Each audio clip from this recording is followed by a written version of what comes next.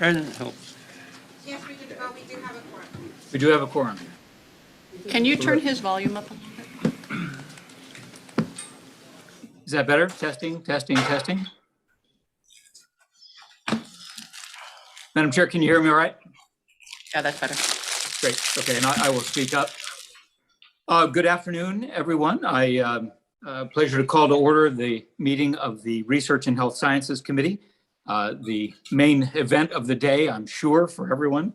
I do apologize for having to be remote. I like being in the room where it happens, but my day job requires me to be in DC, where I will tell you it is really cold and it is getting colder. And I'm not just talking about the Senate Democratic Caucus room. But however, being remote makes it a little hard to see hands. And so I'm going to impose on my colleague, Vice Chair Schutman, to help me spot folks who are looking to be recognized in case I can't see them. We've got a pretty full agenda today, about an hour and a half to cover it. We've got a couple of items. First, we will be looking to approve the revised 3-year TRIF plans. Second, we will be looking at to approve the plan amendments, including the new allocations that we're able to make this year. We will be receiving an update on the Regent grant proposals, as well as on the Phoenix Biomedical Campus featuring Dave Kreider. So full agenda, and let's get started. First, are there any recusals for any of the items on today's agenda? Regent DuVal, this is Regent Yes. Dave. I've got, Regent Dave, thank you. excuse me, I've got a conflict with items 2, 3, and 4, and I will recuse myself from this discussion. Very good. Noted. Thank you, Regent. Appreciate it. All right, our first item of business is to approve the minutes. So I would like to move approval of the minutes from October, what was our date? 21st, 21 of the Research and Health Sciences Committee. Is there a second? Second. All right, thank you, Regent. Moved and seconded. All those in favor, please signify by saying aye. Aye. Any opposition? The minutes are approved. Item number 2 is a request from the board office to approve the revised TRIF 3-year plan. And Chad Sampson is going to be our presenter on this item. Chad? Thank you, Chair DuVal. We've got a PowerPoint as we walk the regents through the revised budget this year. And if we could advance to the first slide. This first slide, which is a little bit difficult to see in the room. And so I'd ask the regents to refer to item number 2 in their materials. In those materials, you can see that revenues, TRIF revenues have come in much stronger than originally budgeted and originally set. And so this has required us to revise our budget as we do from time to time. And you can now see the current 3-year anticipated budget for TRIF fund, TRIF revenues, and for those expenditures. And I'd like to take just a moment and walk the committee through those expenditures and answer any questions members of the committees may have. So if we can advance to the next slide.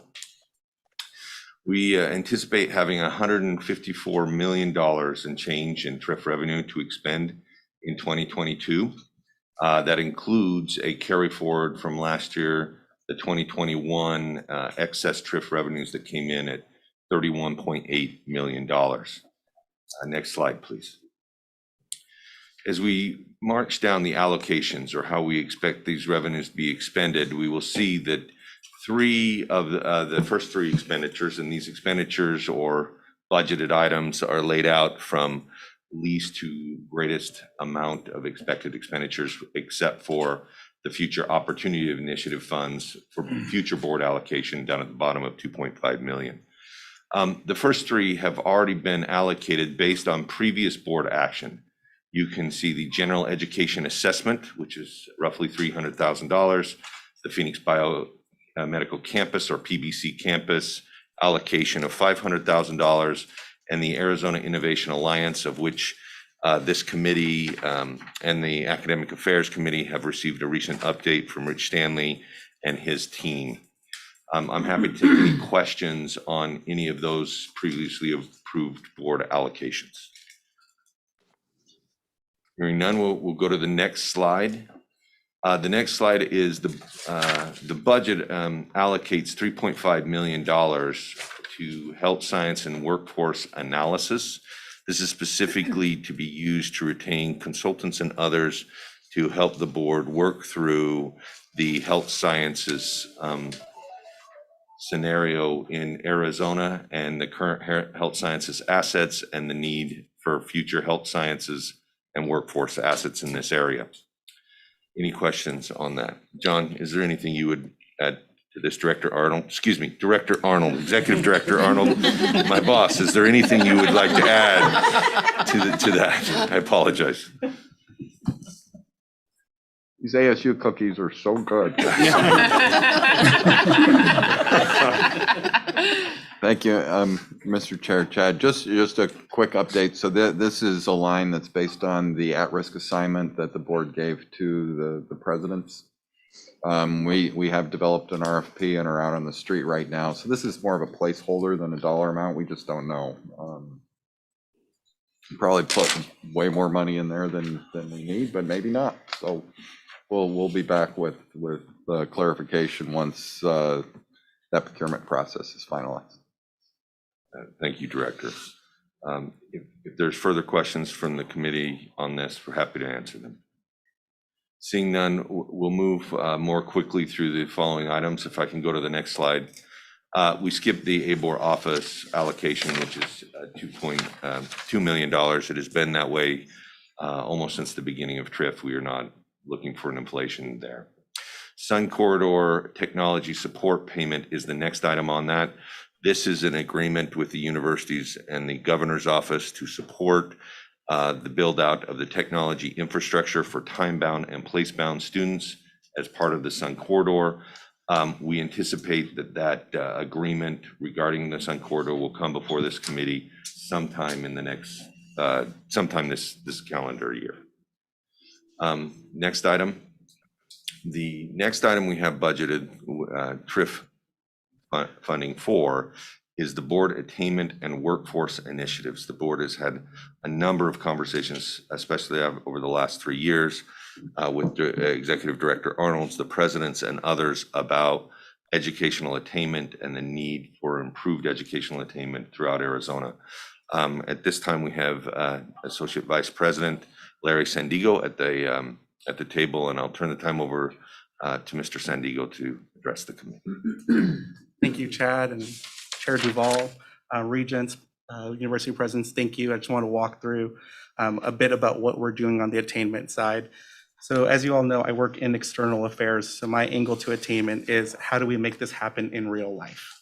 And so the first item is just getting a baseline understanding of where our constituents are. So what are they thinking, what are their attitudes, what are their behaviors, and what's going to move them in the direction that we want.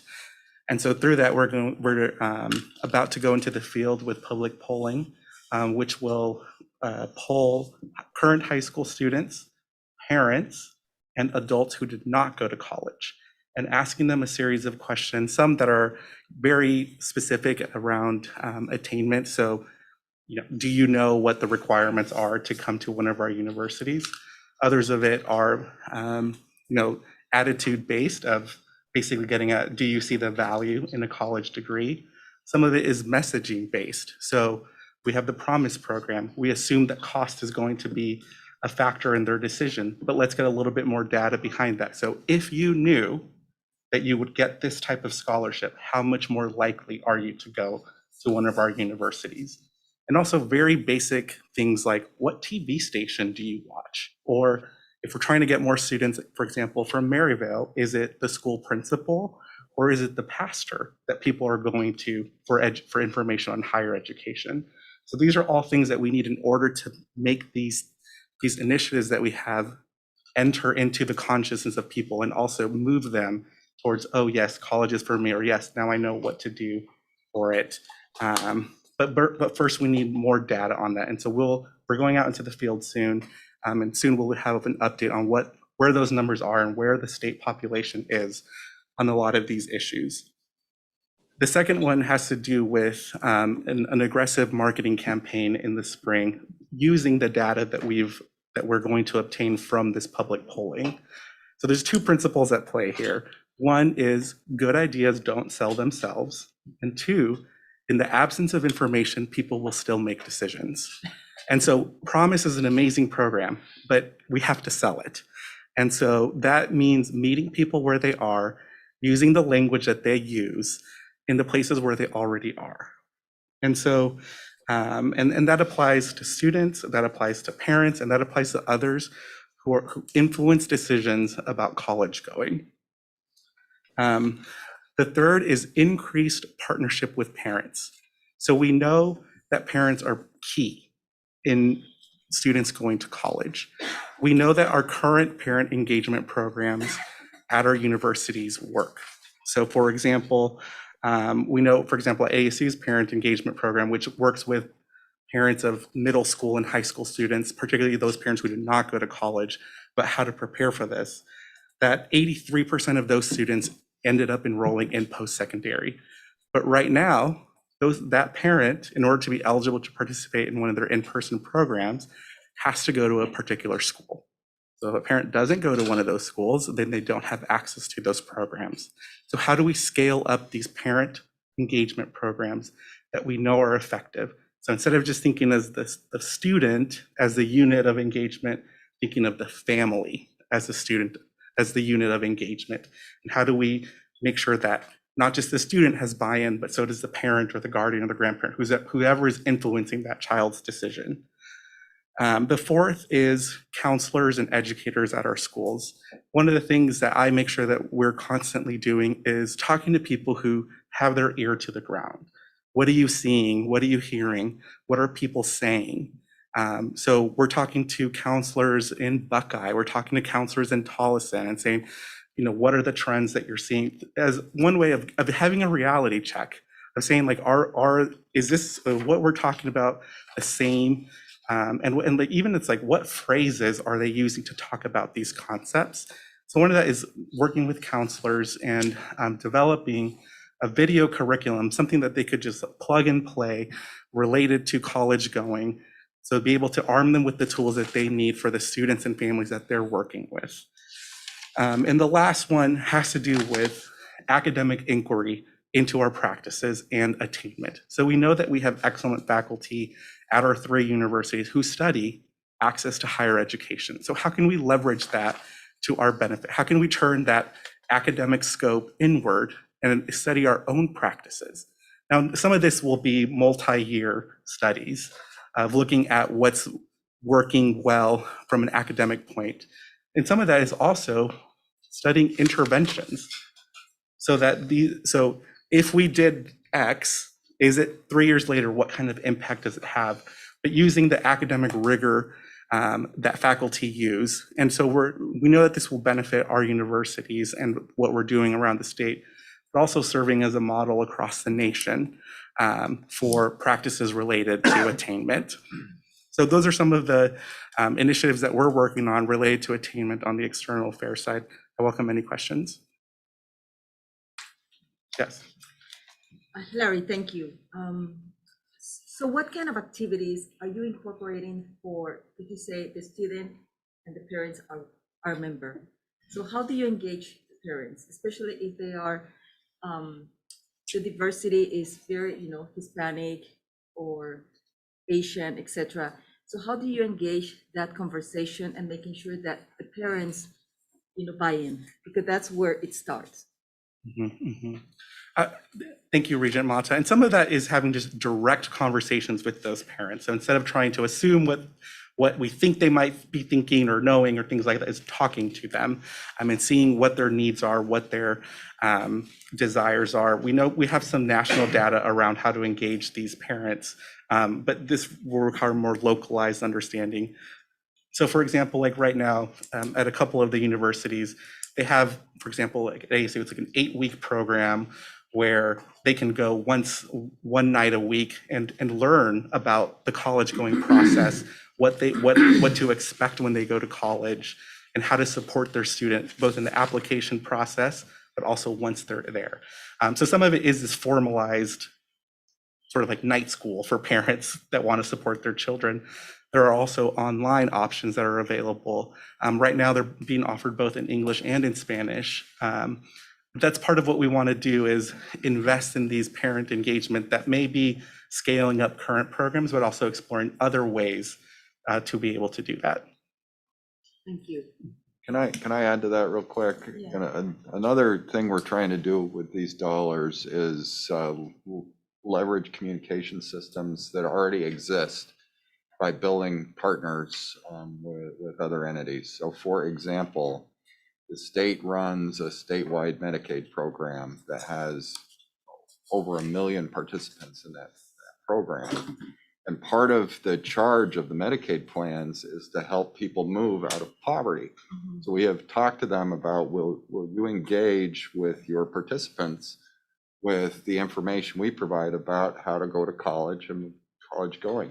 They are very excited about engaging in that kind of communication platform. They just have never had the materials to give out to their students or to their participants.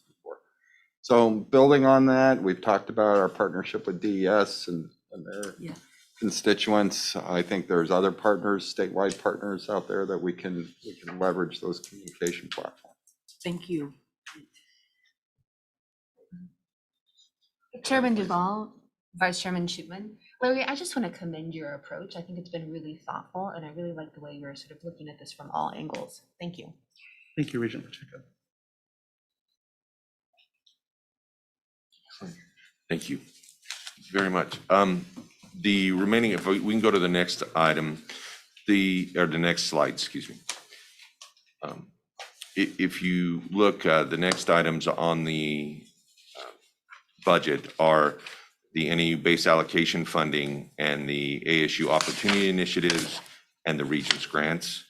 In the interest of time, I'm happy to explain or answer any questions on any of these grants and initiatives, but each of these will be touched on as we proceed throughout the rest of the committee meeting. So if members of the committee have questions specifically with regard to the dollar amounts, we're happy to answer those. If not, we present the budget for 22 through fiscal year 2024.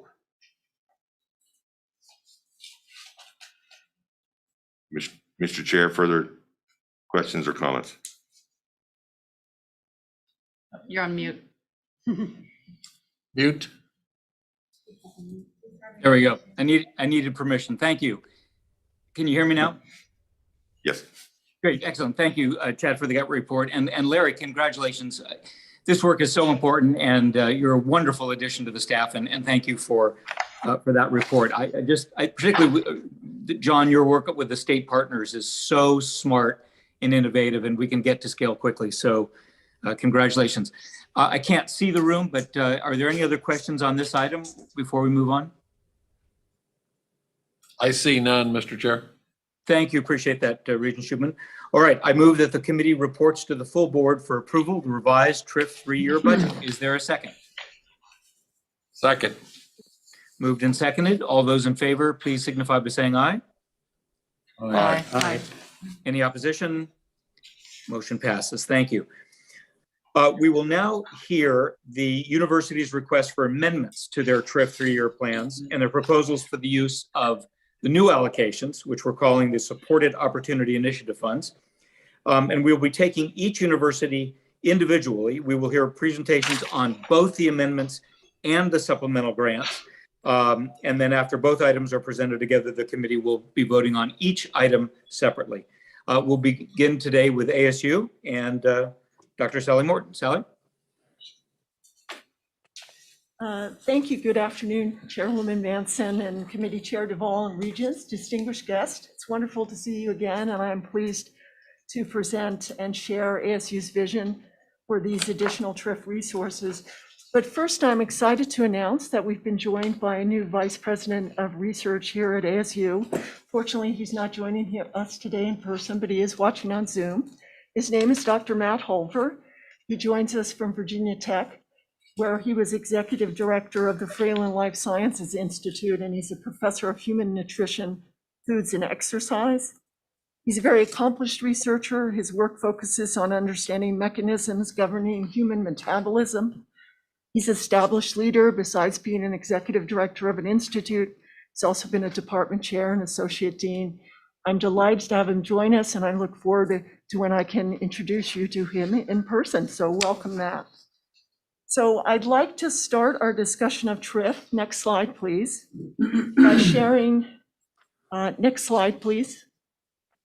Thank you. By sharing ASU's views on the opportunities these additional TRIF resources would present to our students, our state, and our economy.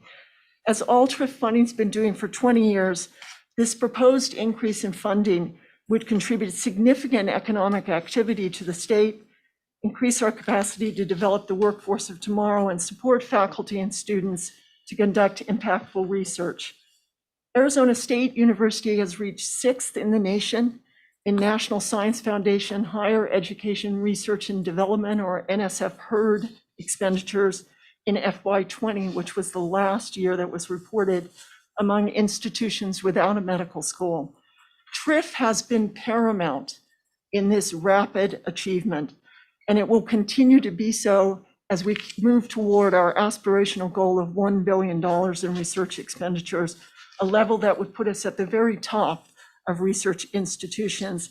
And I cannot overemphasize the importance of TRIF in the transformation of ASU into a research powerhouse, and most importantly, the accompanying impact on our economy and on our state.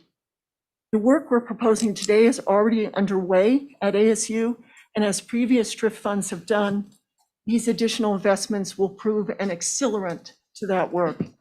And there's an additional important element to this. All the work that we propose is very closely aligned with current opportunities in the federal funding space.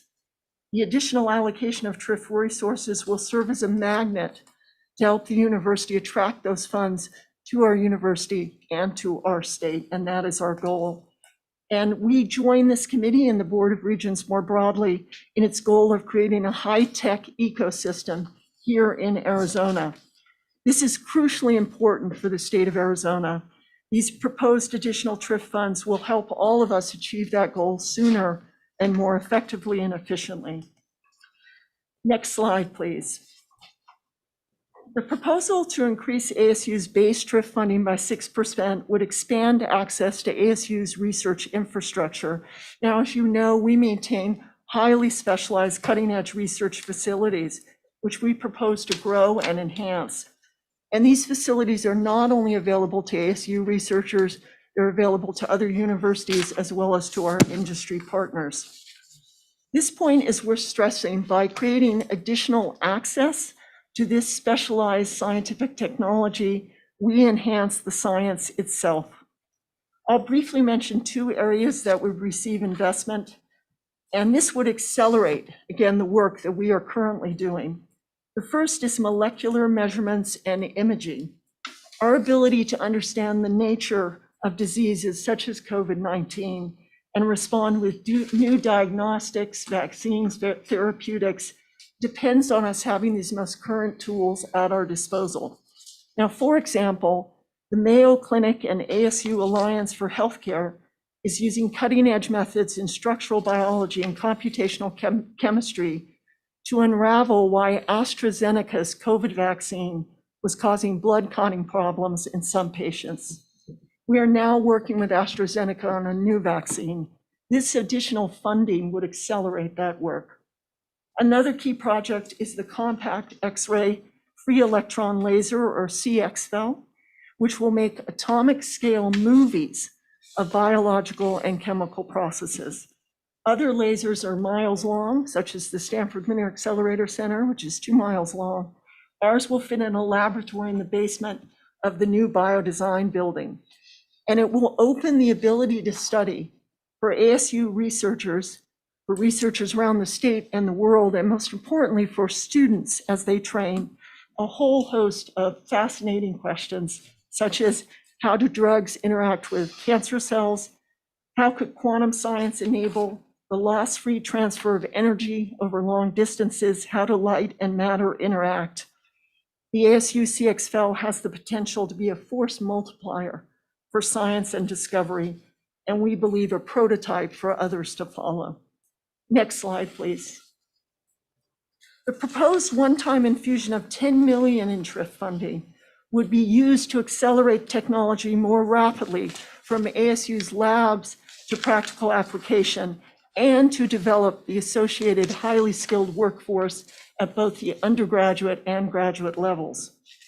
With the proposed new funds, we will apply our very successful methods of technology transfer and workforce development to the 5 areas listed on the slide. Now, as I mentioned, each of these areas is targeted in Washington for a major influx of federal funding. We have capabilities in these areas, and we intend to use the additional TRIF resources to bring our capabilities to a level where we can successfully compete for that funding and bring it back to Arizona. With additional federal resources to complement TRIF, there's a huge potential for scientific, economic, and workforce development impact here in Arizona. Next slide, please.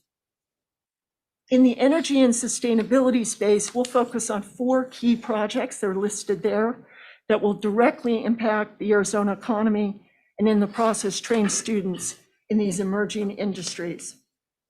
The first 2, hydrogen generation and carbon capture and conversion, go hand in hand. Together, they can address the ongoing need for robust fuel sources for a growing planet and the need to remove carbon from the atmosphere.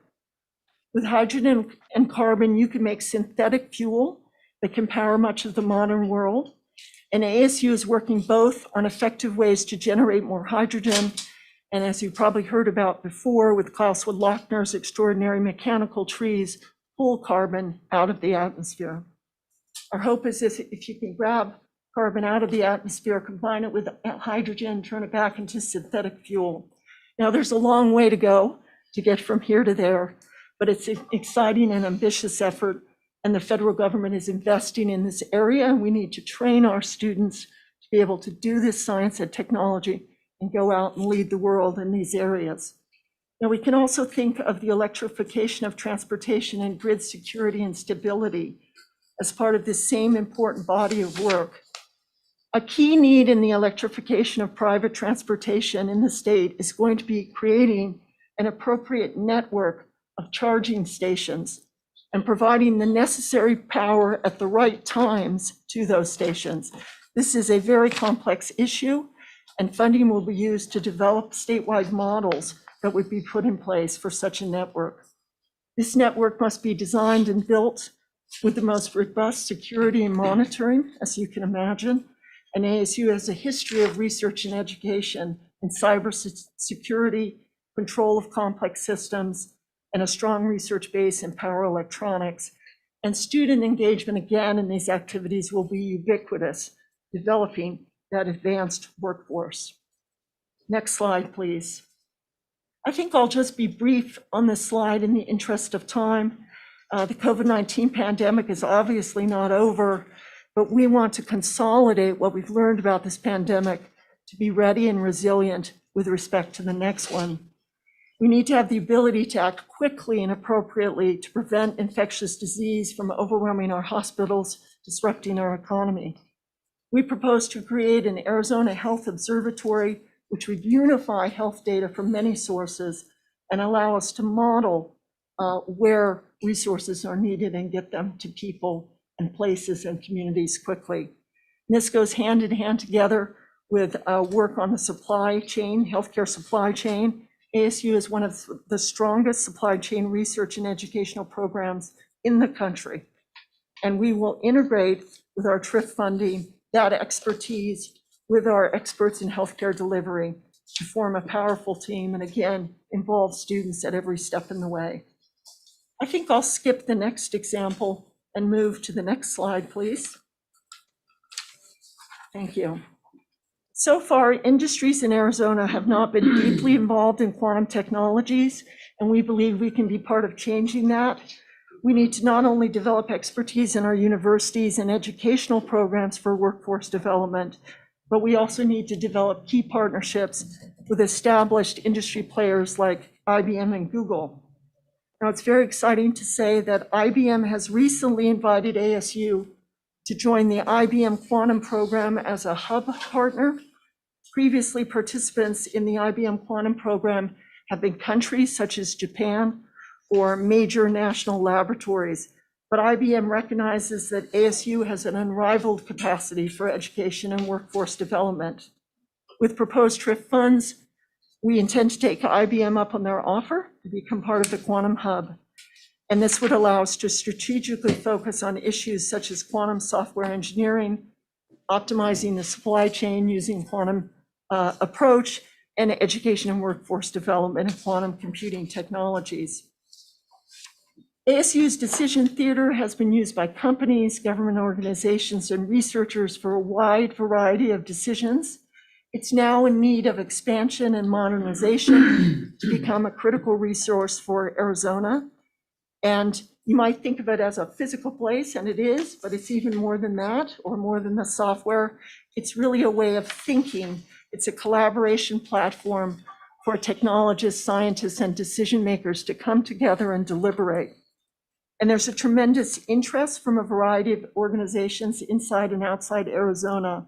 And we would use the funding to expand and modernize the decision theater. Last slide, please. So let me close as I began. This additional TRIF funding is significant, and it would be welcomed with our thanks. It would allow us to accelerate our work to contribute significantly to economic activity in the state, attract federal funding for cutting-edge research, and train students with the necessary expertise in these impactful areas of technology. This is what ASU has always done with TRIF, and this support has been essential to our considerable achievement to date. And I think together with ABOR, we can continue to create the high-tech ecosystem that we want for the present and future of Arizona. Thank you. Dr. Morton, thank you. That was terrific. Exciting, relevant, solutions-oriented, all the things that we're looking for. So thank you for that. Congratulations on your continued march through the talent at Virginia Tech, doing a great job of capturing the talent. I will hear about it from Horacio, I'm certain. As you know, one of my big focuses on TRIF is how we explained this, both the Circle K test as well as at the legislature. And I think you did a great job of doing that. I only have one small exception, which is tell me, what is quantum technology? Sure. It's a little thing about you're right. Yeah. So, sure, I'll give it a try. So classical computers use 0, 1, that is binary bits to be programmed. And what quantum computing does, it's a new paradigm of computation. It uses the fundamental principles of quantum mechanics to perform calculations.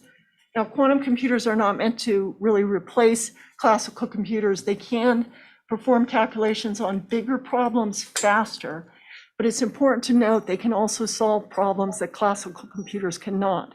For example, they can solve something called Shor's algorithm, which is an algorithm on which many security systems are based, both for financial and national security systems. So it's essential that we learn more about quantum computing, and it has many applications, as I said, in quantum engineering. Quantum can be applied to supply chain, to biology and chemistry. And in addition, I think one of the interests that IBM has is both in our scientific prowess at ASU, but also in our educational capabilities. For example, providing courses in quantum for people already in the workforce in addition to current students. Terrific. Thank you for that. Regent Penley. Thank you, Regent DuVal. I just want to say how much I appreciate, Dr. Morton. You're putting this in the broader context of the $1 billion goal, which I know you have and President Crow has assigned to you, but I think it's important to understand that the funds that we're allocating here are designed to be leveraged in a very substantial way. I also agree with Regent DuVal. I think in very many cases, you've indicated the return that we should get from this investment. You do so in straightforward ways. For example, with the innovation infrastructure, 132 solutions already adopted, 23 dual-use startups. You focus then on the extent to which that can, on the degree to which that can be extended. If you look at your Center for Negative Carbon Emissions, once again, you're focusing on the impact on the Arizona economy in bringing more business of that particular type here. So I like the ROI, which Regent DuVal already noted, I think is well done in very many cases here. Thank you, Regent DuVal. Thank you, Regent Penley. Great comment. Let's see, I'm looking for hands on the screen, but I do see Regent Manson. Yes, thank you. My only question is, in the particular area of energy and sustainability, there's a $1.5 million allocated over 4 projects. And I'm just curious if those investments are big enough in and of themselves in each of those projects to make a significant leap forward. Yes, no, that's an excellent question, Regent Manson. Our idea is to prepare ourselves here through a series of seed grants and setting up incentives to be able to effectively compete for the very large monies that are coming on the federal stage. Okay. So we don't mean to solve these problems, but more utilize that TRIF to get ourselves ready to be as successful as possible on the federal stage. Okay, thank you. That's Thank you, helpful. though. Thank you, Regent Manson. Any other regents question for ASU before we have our 2 motions? All right. In that case, we do have 2 motions. I move that the committee forwards to the full board for approval the Arizona State University's amendment to its TRIF 3-year plan. Is there a second? Second. Thank you. Moved and seconded. All those in favor signify by saying aye. Aye. Any opposed? Terrific. Motion carries. The second motion for ASU, I move the committee forward to the full board for approval Arizona State University's proposal to expend $10 million in TRIF Opportunity Initiative funds. Is there a second? Second. Moved and seconded. All those in favor signify by saying aye. Aye. Terrific. Motion passes. Thank you. We will now move on to Northern Arizona University, items number 5 and 6. And I understand, if I've got the order correct, Provost will introduce number 5 and the President will introduce item number 6. Yes, Dr. thank you, Chair Puglisi? DuVal. Thank you, Chair DuVal. Thank you, Board. I want to begin first with a expression of gratitude. We thank all of you for distributing the inflationary funds, and I'm going to be describing how we're going to amend our plan that was presented by Vice President Jason Wilder earlier in the fall. I do want to acknowledge that I am channeling the expertise of 2 fine leaders we have at the university who are on Zoom, who took a lead in developing these plans, and that's our Vice President for Research, Jason Wilder, and our Vice Provost for Online and Innovative Educational Initiative, Gayla Stoner. So we may turn to them if for some kinds of questions. As was shared with all of you in November, NAU's 3-year TRIF project plan has us using our TRIF allocation in a very targeted manner that leverages NAU's distinctive assets to the benefit of citizens and communities of the state of Arizona. In particular, we invest these resources in 3 focus areas. One of those areas is access and workforce development. These are investments in the development of human capital to drive economic development in Arizona. A second area are the investments that we make in targeted areas of historic strength in NAU's research excellence, as well as emerging areas of research excellence. Some of these include, first, biosciences and bioengineering, health equity, secondly, forest health and land management, as well as adapting to a changing environment. And lastly, some areas of focus relating to security systems, including cybersecurity and innovative materials and supply chain management. All of these areas of excellence and the emerging areas that we wish to support are addressing pressing and challenging problems for the state of Arizona. Lastly, with this new round of our plans for TRIF funding, we've introduced a new element, and this is intramural seed funding. And with this, we hope to promote innovation in bringing together our research and educational programs in ways that allow us to be agile in response to external opportunities and to leverage the things that that we support in these endeavors in ways that create synergies among our educational programs and our research enterprises. With the inflationary adjustment that we are allocating, we're basically going to be straightforwardly increasing designations to those 3 areas of funding, as I'll describe in a little bit more detail here. In the area of access and workforce development, we are adding funds to provide student support and enable us to use our unique and varied mix of instructional modalities to serve an increasingly diverse student body, specifically by expanding academic programs with a focus on workforce development.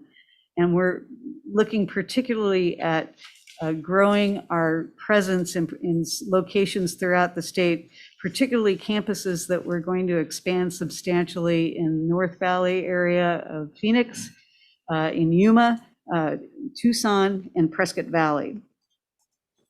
In the area of targeted research excellence, we're going to basically target a one-time increase in funding in an area of research excellence in order to grow capacity to secure external funding. And we're doing this in a way that involves students in a project that is an opportunity for us to respond to an invitation from NASA for a student-led Mars orbiting instrument design and construction project that's scheduled to launch in 2024. Lastly, the additional funds over the 3-year period will be directed toward our internal competitive seed funding.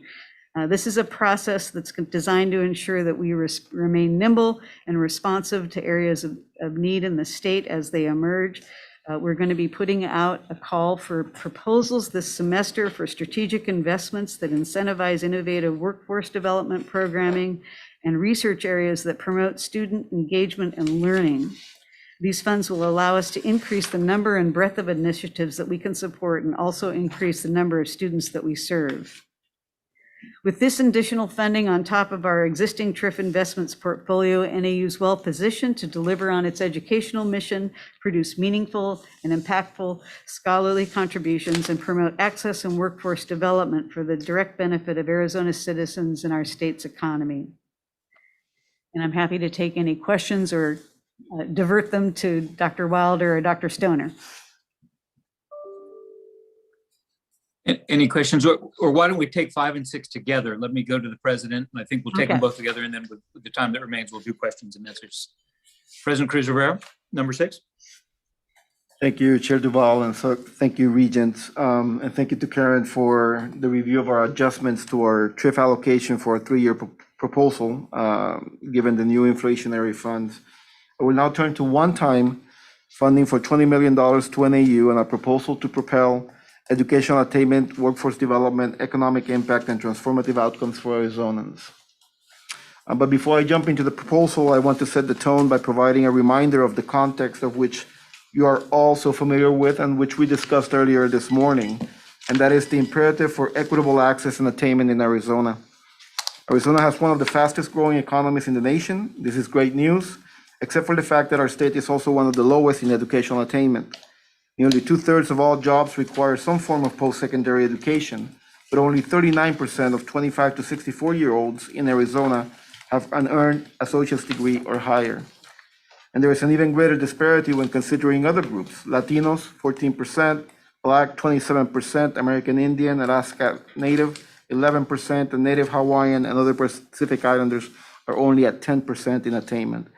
And we're currently on a trajectory that doesn't suggest this will change without dramatic intervention, with only 17% of 9th graders in Arizona projected to earn a post-secondary degree by 2029. It is this context and the corresponding imperative that drives our work and serves as the basis for the proposal today for NAU's work addressing these issues through the $20 million TRIF allocation to educational access and attainment. Next slide, please. The proposal before the board today accounts for the distribution of an additional $20 million in fiscal year 22 funding to advance targeted efforts by NAU to deliver equitable post-secondary value to students and Arizona communities. Through these efforts, we will focus specifically on the access and workforce development area of TRIF with a targeted approach around expanding access, increasing attainment, closing gaps, and improving postgraduate outcomes throughout the state.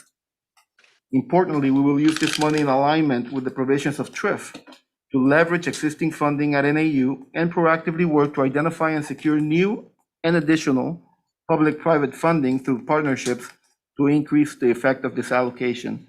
We currently have several conversations underway that I hope to be able to brief the board on at the full board meeting as to how we will leverage these $20 million with additional funds that will allow us to scale even more our efforts in attainment and workforce development. As we do this work, we'll also approach it with the lens of seed investments to stand up initiatives that then become self-sustaining revenue streams. So the areas in which we will spend this money is really to accelerate progress and create a foundation that will allow us to move in this new access-driven mission that the university has embraced, but with an understanding that through these efforts, we will get the revenues that we need to make sure that these one-time funds become recurring revenues across time. Next slide, please. In a quick summary, we will use the funds to address three key contributing areas, tackling the pipeline from access through graduation. The first area is broadening participation. The second, increasing completion rates and reducing completion gaps.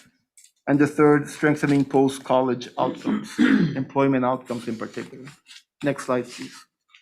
So I'll take them briefly one by one. In broadening participation, the focal points include increasing the number and diversity of Arizonans participating in higher ed, serving rural and underserved communities with inclusive admissions and financial aid practices, offering impactful statewide academic programs that are responsive to workforce needs, and expanding partnerships with high schools, community colleges, businesses, and NGOs. As an example of our existing work in this area that will be enhanced through this new investment is our statewide action team that is reviewing our portfolio of academic programs, delivery models, and student support services. These efforts will result in tailored set of academic programs and services by location to meet localized needs. Further, they provide opportunities for reskilling and upskilling that are essential to continued economic advancement among adult learners in our state. Next slide, please. The second area is increasing completion rates and reducing completion gaps. Focal points include improving retention rates, increasing momentum toward a degree or credential, and increasing graduation rates for all students with curricular and co-curricular initiatives, serving all learners, adult, transfer, and historically underserved populations with barrier-free educational pathways, and tailoring support services to meet differentiated student needs at statewide locations. We are specifically focusing on a reimagined college success program for first-year students to help equip them with lower, even if they have lower entering qualifications, helping to equip them with the skills they need to persist and succeed. Next slide, please. The final area of investment, strengthening post-college outcomes. Focal points include serving students in Arizona employers with qualified pipeline of graduates to meet the needs of the state's economy, building students' career-ready skills through access to internships and experiential learning opportunities, enhancing career services by location and program to match students with high-demand, high-wage jobs, and enhancing support for students pursuing high-quality postgraduate degrees and certificates. Now, this work speaks directly to the goals of TRIF to propel economic success in Arizona, and we know that the demand for workforce development, lifelong learning, and professional development offerings remains strong across the state. In response, we have identified data-driven demand for launching workforce offerings and development centers that can be expanded in statewide locations to provide affordable and accessible education and training, meeting people where they live and work.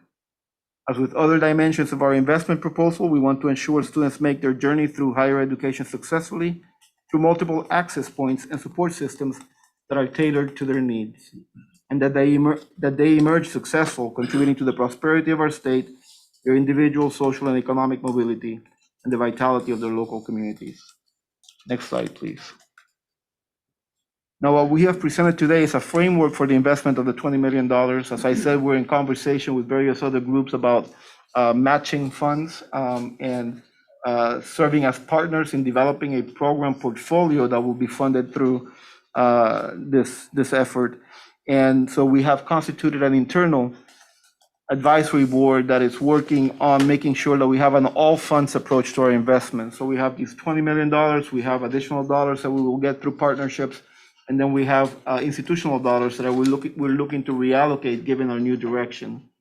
In parallel to all of this, of course, we're doing our strategic roadmap process, which itself has some initiatives in place that will support this work. So our commitment is to flesh out a program portfolio that will drive these initiatives forward with outcomes that will be measured in terms of the impact on student success, growing and broadening student participation in our programs, and equipping our students with skills and competencies for high demand careers essential for the Arizona economy. As we continue this work, we will be presenting the balance of our deliberations as part of our annual TRIF reports, and showing how these funds will be invested and what the specific metrics are to measure our success. And with that, Chair DuVal, I turn it back over to you for any questions you may have. Great, thank you, Mr. President and Provost Polisi. Great report, appreciate it very much. So as it relates to item 7, which is the supplemental, Mr. President, what I'm hearing you saying is that this is evolving a little bit over the next few weeks as you engage some of these outside funding partners. And so in my motion, I will refer to this as a draft to sort of signify that this is going to come back to us in a more mature form. Is that, if that's fair? All right, let me call upon my colleagues if there's any comments or questions on the NAU report. Mr. Chair, this is Ron Shoopman. My only comment on your proposal to call this a draft is I think this is an evolving process that's going to take more than 2 or 3 weeks for NAU to be able to respond and make the connections necessary to build this very inclusive group of partners around a very broad range of opportunities that will present themselves in the months ahead. I just suggest and wonder whether we ought to go ahead and allow that flexibility for NAU in this case, based on the new type of approach to spending these funds in a very unique and effective way. Regent Shoopman, I'm certainly open to that. I do just want to sort of find the right vocabulary to signify that what we will see at the full board meeting will be slightly different than what we're seeing today as it evolves based upon new information. And whether we call that a draft or seek an approval with that recognition is not as important to me. It's just simply understanding that this is indeed a work in progress, as you say. Thank you, Mr. Chair. I think there may be a lack of specifics, but I think we could probably get some very specific ideas of what they envision in the areas where you could put a little bit more meat on the bones when we get to the formal meeting. And I just want to recognize that this is a big undertaking, won't be solved in 3 weeks. Right. But thank you. Thank you very much. Yeah, appreciate your comments. Other regions? Yes. This is Larry. Thank you, Regent DuVal. I guess what I would say to NAU, to both of you, is I really like the way you've defined a specific Arizona benefit. While that could be more explicit, perhaps, it's pretty explicit. Indeed, in your slides, President Cruz Rivera, you laid out 1, 2, 3, the specific impact on the community. And while I look forward to seeing the continued leveraging of this in the way that you described, I see that as Regent Shoopman is saying, just part of the extended development that's going to occur here. But I really do laud the way you've laid this out at this point. Thank you. Thank you, Regent Finley. Regent Manson? Thank you. I as well, I think we are all in concurrence that these are the appropriate areas for NAU to be pursuing with these TRIF revenues. I think it's hard, given where they are in President Cruz Rivera's presidency, his roadmap coming up in the summer to the board, those types of things. I completely understand why we don't have definitive numbers associated with each of these programs. What I would ask that we approve this with So understanding that those specific allocations will be identified within that roadmap, and that perhaps maybe there's a little bit more clarity right now on how you measure success in each of these areas, and that not necessarily with a specific metric number associated with it, but what types of metrics would you be looking at to be able to measure what success means in each of these areas. And that can probably come at the board meeting in terms of identifying the kind of area of metrics that you would be looking at. I would expect the numbers for metrics of success to be associated with the specific dollar values when we get to the roadmap. And this is finally complete and solidified. Thank you, Regent. That's a great President comment. Does the president want to respond? Yes, thank you very much. These are all excellent comments. The way we have been thinking about this and in bringing it to the board is for an approval of a framework that will allow us then in these conversations that we're having with our internal community and external partners to be able to populate and make the most strategic investments possible to drive our agenda forward. We can certainly, in terms of specific outcomes, we can talk about, at the end of the day, it being about equitable post-secondary value. So we are interested in broadening participation to be able to invest in such a way that we will not only increase the number of students that can access education at NAU, but also that they are more representative of the people of Arizona. So that would be a metric around the demographics of our student and the growth of our enrollment. When we're looking at graduation rates and reducing graduation gaps, that's fairly explicit in terms of the types of metrics that we would be using to demonstrate the return on investment on the programs that we put in place. And then in terms of the post-college outcomes, which is the third area of investment, of course, it's our ability to provide our students with more experiential learning opportunities, internships, and so forth that will get them into higher paying jobs or better position them for their study. The difficulty we have right now, as Chair Manson mentioned, is that we have a lot of these conversations happening on campus and they're just about converging just now in terms of how we move into this new direction for the university.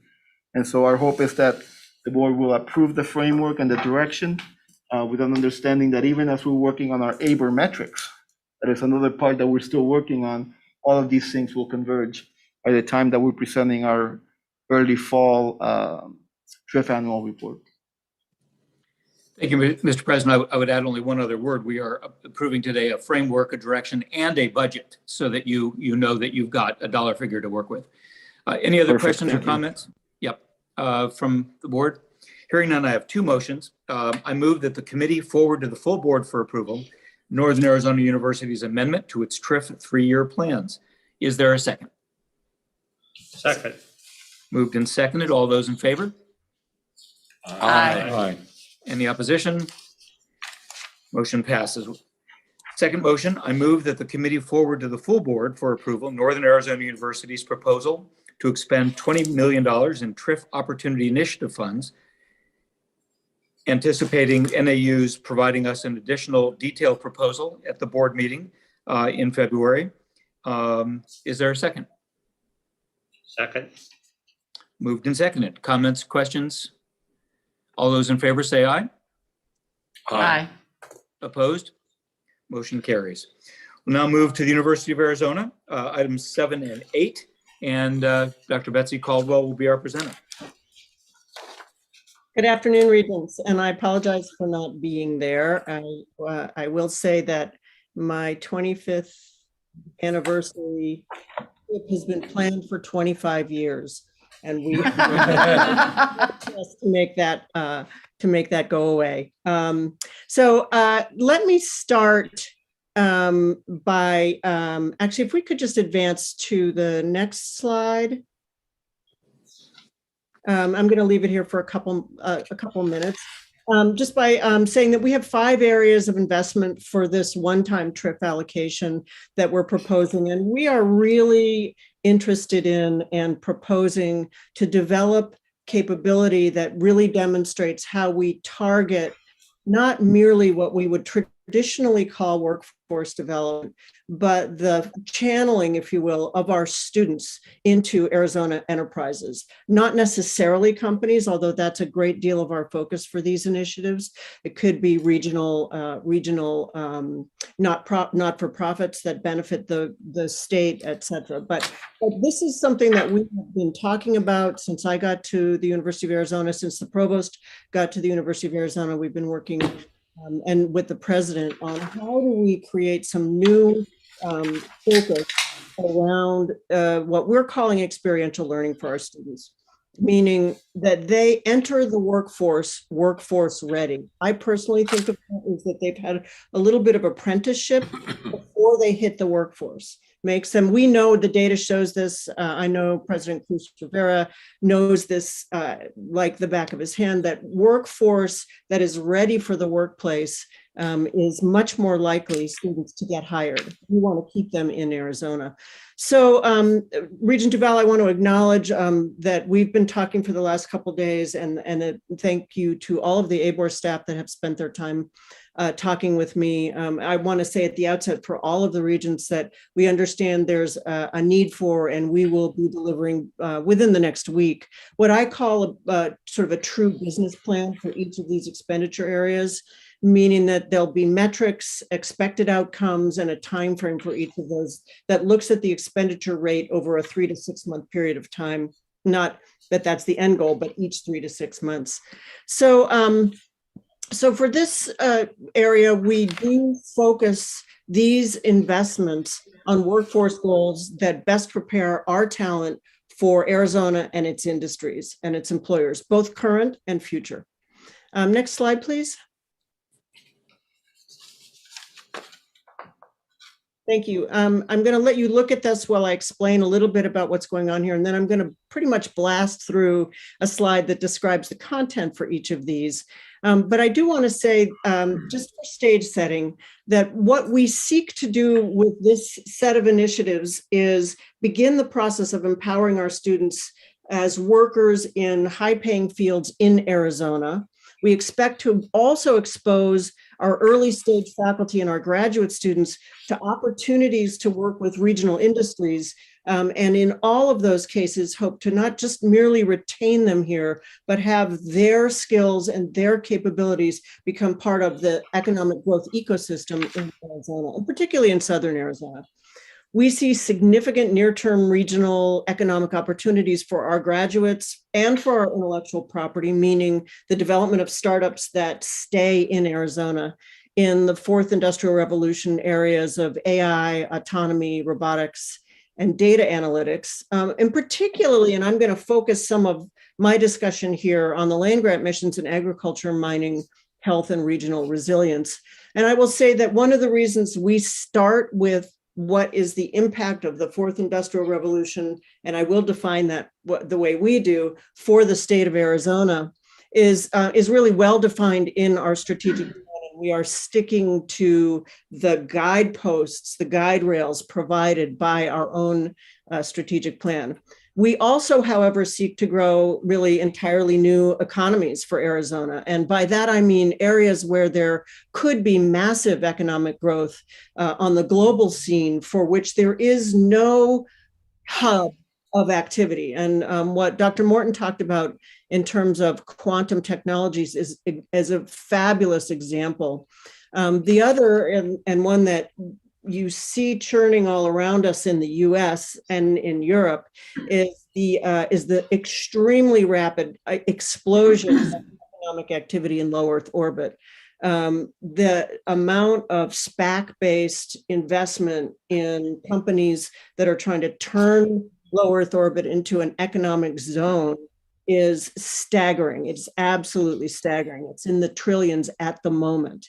We have opportunities in both of those areas, neither of which has an established hub anywhere in the world, frankly. So there is opportunity to make Arizona the epicenter of economic growth in terms of new companies, new jobs, and tertiary supply chain businesses associated with those two areas.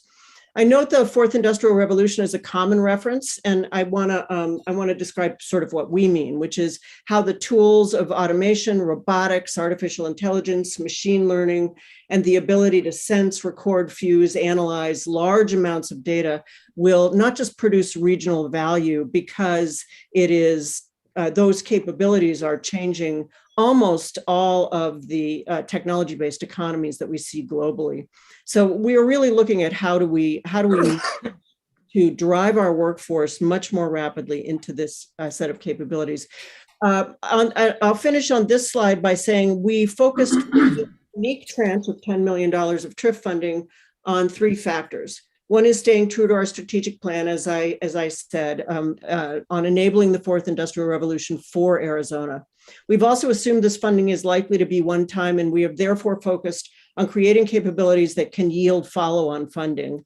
And we've made the choice associated with scaling programs already designed or ongoing at the university to optimize our ability to expend these funds relatively quickly. So to this end, we have core committees proposed and set up for each of these areas that are really building on activities that are already ongoing one way or another. These are, in all cases, entirely new approaches, so they're not merely adding capability to a specific that's already ongoing. And we'll explain that in more detail in follow-on write-ups for the board. I want to also say one thing about the suggested metrics that we will propose. One is measures associated with making students best suited to become Arizona workforce, targeting specific sectors of importance to the Arizona economy. The next is measures associated with growing new sectors of the Arizona economy, whole new sectors. I alluded to that. Measures associated with workforce meeting current Arizona corporate demands. We have lots of information on that from the ACA. Measures associated with workforce creation for unique Arizona challenges in environmental and health resilience. We know our state needs this. And measures engagement of junior faculty with regional companies and regional communities and regional economic development entities so that early in their career, we are setting them up to have an entire research career associated with regional value. Next slide, please.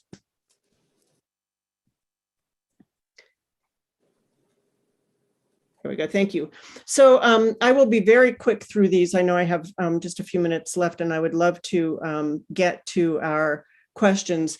We are establishing a new institute for the future of data and computing. You can see here our goal is to enable Arizona to be a leader in computer and data innovation. These do not mean necessarily the hardware underpinnings. There's lots of people doing that, and we already do that in many of our departments at the University of Arizona. This is really an integrated multidisciplinary or transdisciplinary look at what are the impacts of computational paradigms and data paradigms on the economy of Arizona.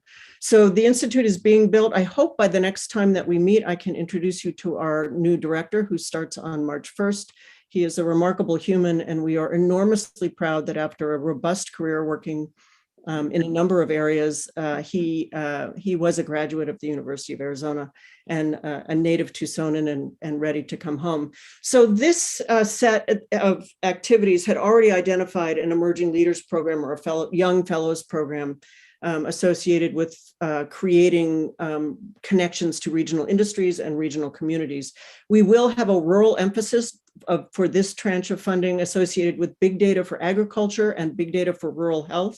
And we'll have a health emphasis associated with shared banner data. I'll talk about that in a minute. We connect this particular initiative to, I'm just putting context around the ACA thriving industry focus areas of bioscience and healthcare. We have a new organized healthcare agreement with Banner. What that allows us to do is much more easily share all of our data together, the Banner data, the UA data, and we are now talking about big data. So we have the opportunity to, in this case, really begin to look at how we can implement paradigms for utilizing that for rural health. And then the big idea focus areas that the ACA has, we will focus on the Internet of Things, personalized medicine, and agricultural technologies. The next slide, please. Which is, should be, oh, okay, so sorry. This is, so I've got my notes messed up. So this is really associated with what, as I explained earlier, student experiential learning, which means not do they get to check a box that they've done this, that, and the other thing before they graduate and they get credits for it, but do they actually have experience in the area in which they wish to work by the time they graduate. That's why I think of it as a little bit of the apprentice approach, but in the context of a university like the University of Arizona.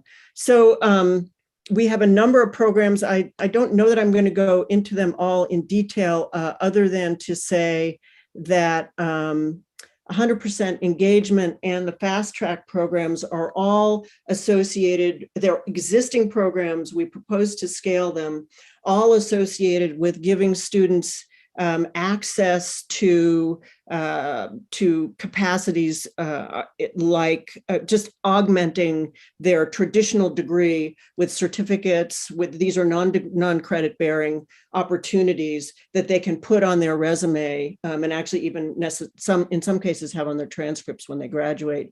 Design thinking challenges are very much what you probably heard about repeatedly over the last few years. We do them at the U of A, ASU does them, and NAU does them around innovation challenges. And so these are opportunities that our engineering students have to not only learn how to design think, but to work with companies and exercise their design thinking.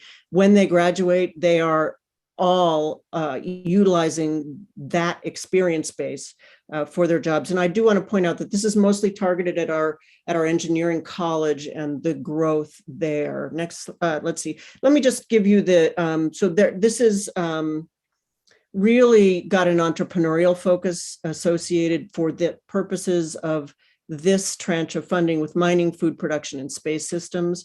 And you can see that there's a lot associated with the ACA thriving industry focus areas and the big idea focus areas there. Next slide, which I think should be prepare. All right, this is, I hope, relatively obvious for us as we looked at areas where we already had preparatory work going on at the university, where there was a need in the state, in this case, the health and wellness of older adults. This is not merely an urban rural need. This is associated with the fact that the population in Arizona, it's diverse, and entire population is aging rapidly. So we will operate this under the leadership of the Arizona Center for Aging. And the educational and training opportunities are directly associated with job opportunities from companies either existing in the state or coming into the state of Arizona. We also have very high hopes because there's a large, particularly for rural Arizonans, technology component of supporting our geriatric population, which has to do with what I call the Internet of Medical Things, which is a growing approach when combined with telemedicine, which is also something we're very strong in at the university to deliver medical care and allow people to stay homebound as they age, as opposed to having to be moved into facilities. Next slide. So capstones are something that almost all of us who have been in or associated with engineering schools know is a core component for many students graduating with a degree in any field of engineering. The capstone can be many things, but it is at some level meant to be a brief apprenticeship. The idea here is to accelerate not only the number of students who get this, but to drive more and more of the capstone experience directly in partnership with companies, with regional companies. Companies have a lot of reasons for wanting to participate, and we are not suffering from a dearth of interest at this point because there are so many workforce challenges everywhere. But we see an increasing desire on the part of companies to rapidly expand this program. And again, at the same time as we're expanding the cadre of students entering the university in the engineering college, to give students experience with the processes and practices needed when they become an employee in a company. So the fourth IR emphasis here for this tranche of funding will be autonomous industrial vehicles, and that does not mean autonomous cars. That means autonomous vehicles largely in mining and agriculture, where autonomy is going to rule within about 5 years. And sustainable practices for mining and agriculture. So sustainable meaning really how to perform all of the tasks that need to be performed in agriculture and in mining, but reduce the impact on the environment. Let's see, next slide. That's my last one. So workforce internships and resilience, we've talked about this. We established the Arizona Institutes for Resilience. On the research side, it is the recipient of TRIF and has developed over more than a decade and continues to develop a number of research outcomes that benefit the state of Arizona. We have long yearned, however, to create a really large-scale internship program for undergraduate students in particular. And the reason is that the translation of resilience into a requirement for positions in many workplaces is now it's exploded. I mean, we had a study recently done that correlated the use of the term resilience in job ads really across the whole nation, but looking state by state, the number of job ads in Arizona alone that use the term resilience. Now, they mean many things, but they're all associated with the work that we develop at the University of Arizona, and our capability to give those kinds of internships to students who want that experience is really the beginning for us of providing our students with a kind of empowered approach to, many of our students want to actually work in sustainability one way or another, or health resilience, frankly.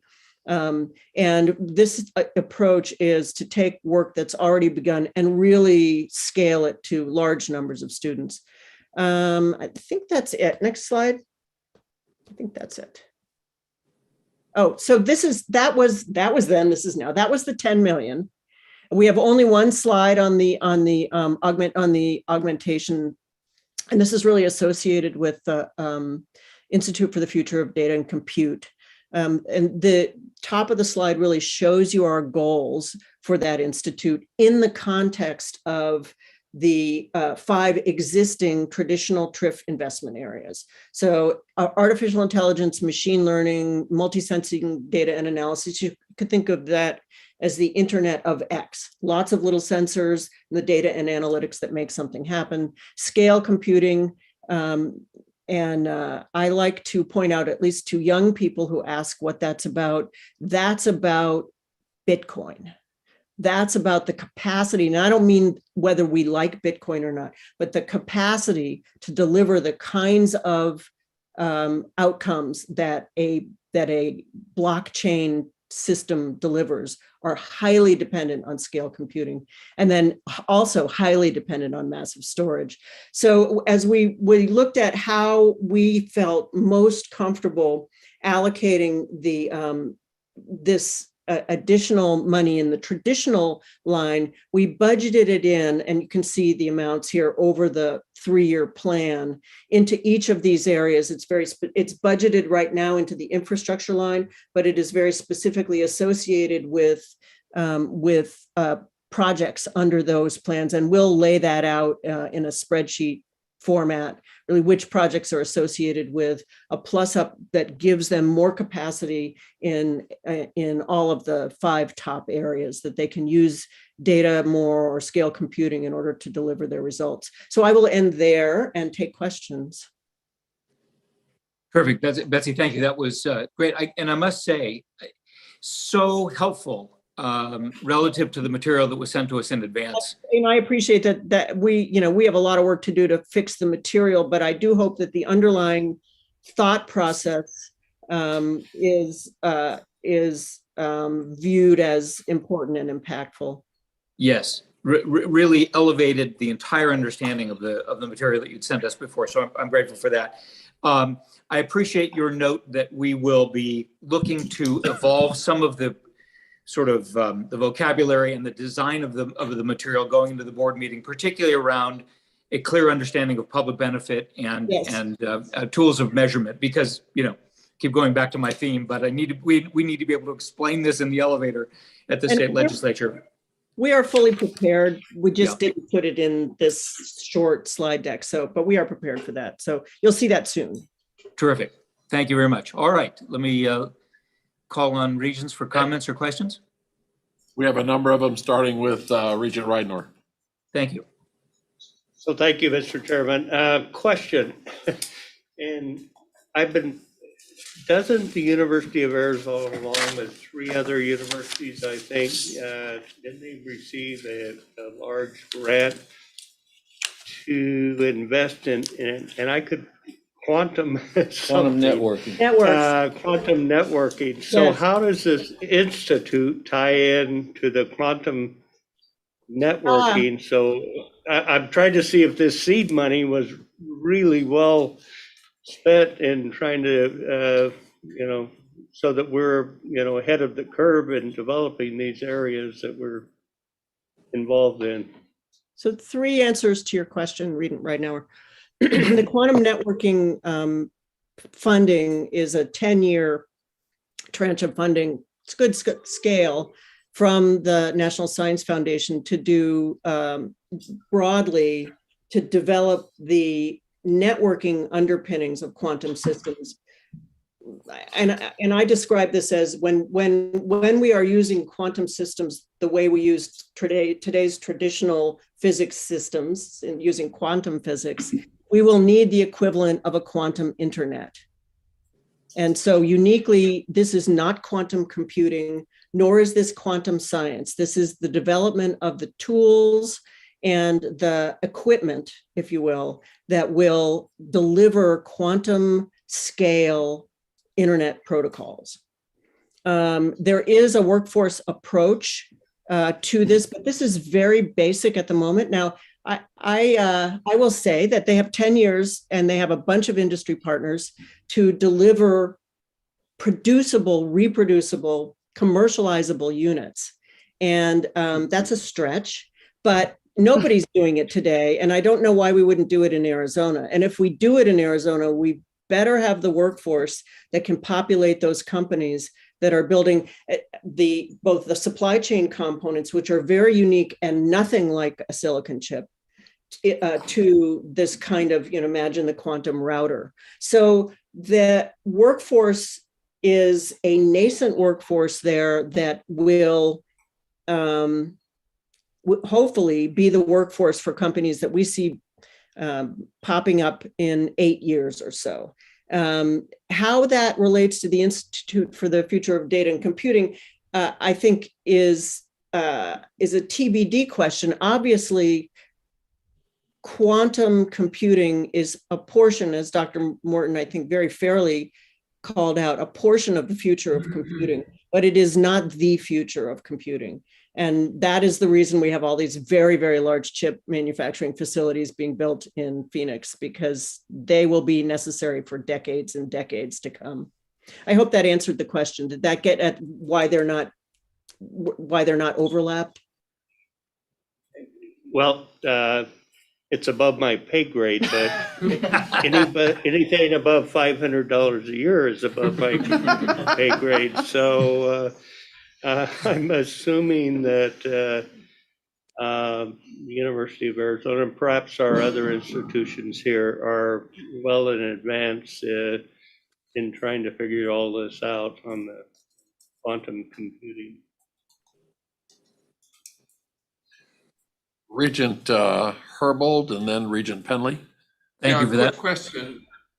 A quick question in regard to this Institute of Data and Computing. Where will it sit organizationally? It will sit under me organizationally. It is not a deliverer of academic programs at the moment. It is a research, workforce, and economic integrator. As many of you regents know, we have long had, since the development of our strategic plan, a focus on multidisciplinary data and computing and networking capability. this institute is really the first approach that the university has been able to take. And there are a couple reasons for that. One is we found the right leader. And again, I really look forward to being able to introduce him and his vision. And the other is that we really began to look at those components of the future of data and computing that are associated with economic outcomes, as opposed to just the basic research underpinnings. And that gave us, there's just been enough interest and groundswell at the university, the capacity to put that institute together. It will formally launch in March. But there's been a lot of thinking over the past year and a half that's gone into the development of its approach. It will physically live, it will physically live in the new Grand Challenges building that's going up as we speak on campus. But the capabilities, the physical hardware capabilities, are still going to reside all over campus in the places that they are now. And as we build those capabilities, they don't necessarily, the physical hardware capabilities don't have to be co-located. Right, did that get to I the? assume there would be joint appointments then, faculty appointments with professors that are currently in engineering? Yes, and this is how we run our in the research unit. We have the two canonical examples are Bio5 and the Arizona Institutes for Resilience. These are large multidisciplinary institutes that exist to do a whole host of things associated with really bringing forward the future of these areas. All of the faculty participants are joint appointments. So they're affiliated with the institute and they have a tenure home and frequently 3 or 4 other affiliated homes. Thank you. Regent Bentley. No, thank you very much, Regent Shupman and Regent DuVal. When we've looked at University of Arizona's kind of comparator schools, and when we've looked at R&D expenditures, we've talked about in the past the need to really change the trajectory and the growth of those R&D expenditures relative to comparator schools. You all have talked about a goal as well, Dr. Cantwell, for your overall R&D expenditures. I wish you would put into context then not just the larger ongoing TRIF funding, but the incremental funding that we're talking about today in terms of those broader goals for R&D expenditures and how you really help yourselves reach those goals. 2 comments on that, Regent Penley. We have unit goals. So we set out we call it the Path to $1 Billion Challenge. And we have our units slowly but surely building their strategies. I mean, this is their job. What piece of that are they going to own? So we have the College of Engineering, we have the College of Applied Science and Technology, which has a remarkable upward trajectory in research aspirations. The new dean there is really remarkable. We have the UA Health Sciences. So they have completed strategic plans directly associated with that uptick in going from 760 to $1 billion.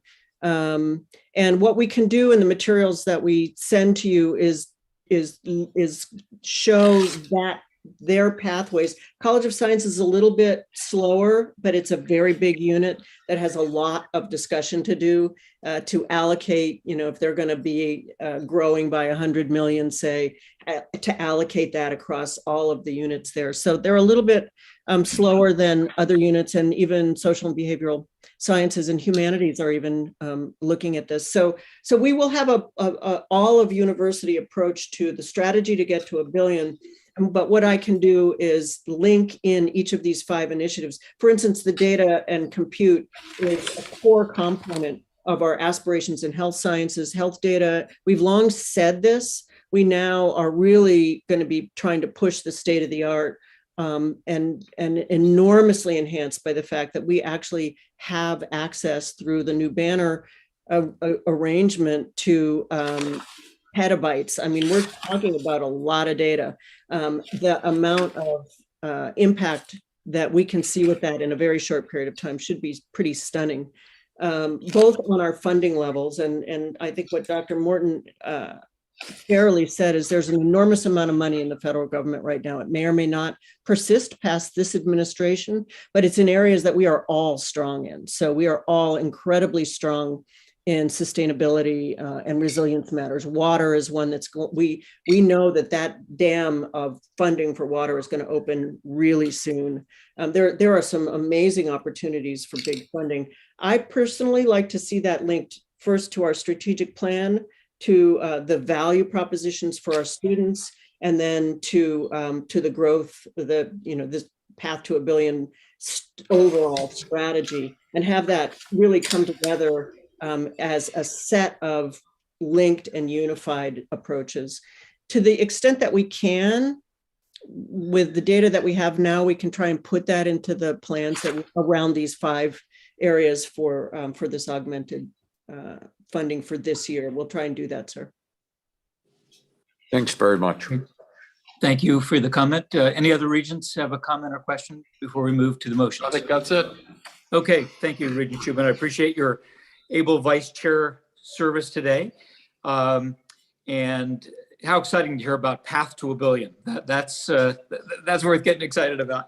So I have 2 motions. I move that the University of Arizona amendment to its TRIF 3-year plan be forwarded to the full board for review and consideration, anticipating, as per your comments, Dr. Caldwell, that we will be having an amended plan to look at when we are next together.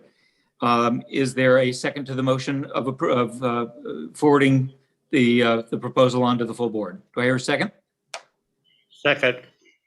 Moved in second. Any comments, questions? Hearing none. All those in favor say aye. Aye. Any opposition? Hearing none, the motion carries. Motion number 2, I move that the University of Arizona's proposal to expend $10 million in TRIF Opportunity Initiative funds be forwarded to the full board for review and consideration, again, with the understanding that we will be seeing some additional material when we next gather. Do I have a second? Second. Moved and seconded. All those in favor say aye. Aye. Any opposition? Hearing none, the motion carries. I would note that we're a couple of minutes past our adjournment time. I know there are some hard stops in the room, and so I want to apologize to Ken Pelasco. Ken, we're going to ask you and Dave Kreider, so grateful that you're there today, but going to ask you both if you would be willing to postpone your presentations to our next meeting in March. So with apologize, but with great expectations. People are eager to hear what we have to say on these 2 topics, but time being what it is. And Madam Chair, that concludes our agenda. And so the Committee on Research and Health Sciences stands adjourned.